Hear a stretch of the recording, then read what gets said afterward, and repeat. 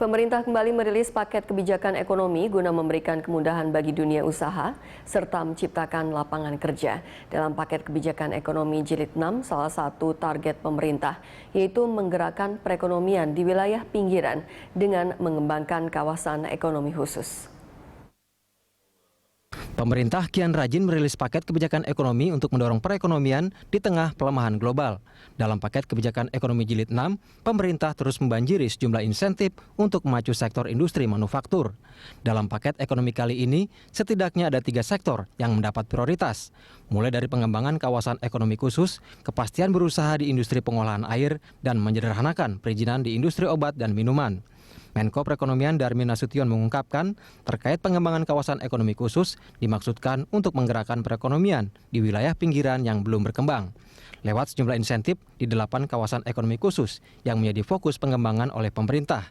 Di antaranya kawasan ekonomi khusus Tanjung Lesung, Banten, Semengke, Sumatera Utara, Tanjung Api-Api, Sumatera Selatan, dan Palu, Sulawesi Tenggara. Fasilitas itu meliputi tax holiday PPh sebesar 20% hingga 100% untuk investasi lebih dari 1 triliun rupiah hingga 20 tahun, serta pembebasan PPh mulai dari 20% hingga 100% untuk investasi mulai dari 500 miliar rupiah hingga 1 triliun rupiah untuk jangka waktu 5 hingga 15 tahun. Melalui paket ini ada beberapa kawasan di daerah, nanti kawasannya berapa itu saya jelaskan lagi. Itu ditetapkan menjadi kawasan ekonomi khusus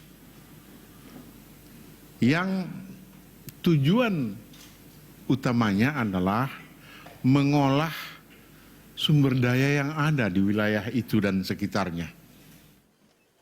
Selain insentif kawasan ekonomi khusus, dalam paket ekonomi jilid 6 terdapat insentif yang mencakup rancangan peraturan pemerintah soal sumber daya air dan RPP sistem penyediaan air minum. Paket kebijakan itu ditujukan kepada dunia usaha untuk mengolah air bersih atau minuman lainnya. Selain itu, pemerintah juga memangkas izin impor obat dan bahan bakunya menjadi kurang dari 1 jam. Yang jelas, kebijakan baru ini diharapkan dapat memberikan kepastian dan daya tarik bagi penanam modal lewat berbagai kemudahan investasi. Tim Liputan, Berita 1, Jakarta.